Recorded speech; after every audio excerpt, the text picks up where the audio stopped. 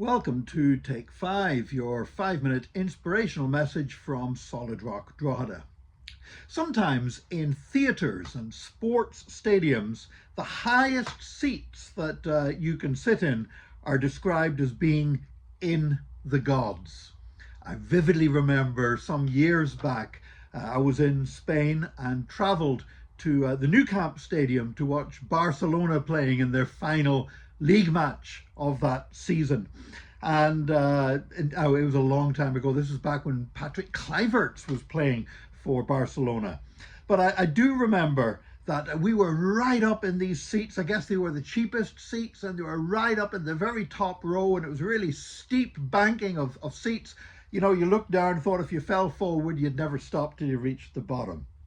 Well, a few weeks ago, I saw a friend on social media asking, why do we describe these seats as being in the gods? And I watched the answers with interest, and there were three possible reasons why we describe those seats as being in the gods. One of them is quite simple, that, well, the higher up you are, the closer you are to heaven, where God lives. And so therefore, to sit up in the highest seat is described as being in the gods. Another reason given for why we use that phrase, and I think this is bad theology, is that sometimes the people in the cheap seats were the hardest to please, and because God is hard to please, therefore those seats were described as being sitting in the gods. Now, I do think that's dreadful theology. Why? Because God, we don't have to do anything to please God. God loves us. And when we give our life to Jesus and Jesus comes into our life, we're a child of God, and he loves us, and he loves us not. And you know what? He's not pleased with us because of what we're doing.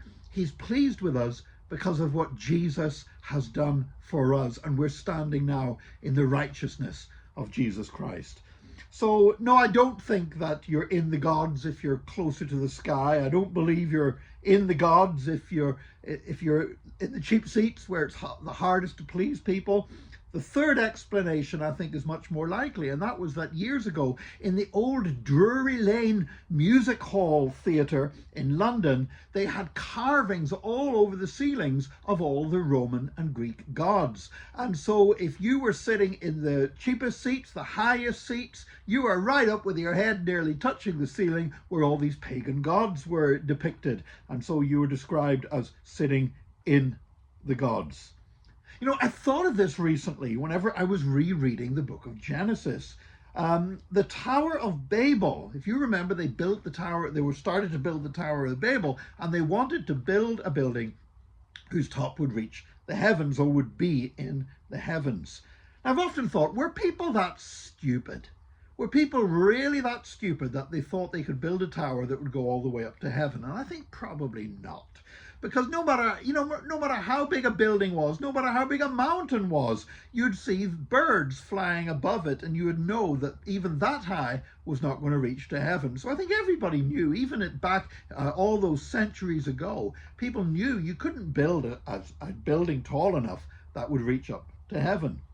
More likely, the top of the tower was to be decorated with the images of pagan gods. And back then, people would have worshipped the sun and the moon instead of worshipping the true God.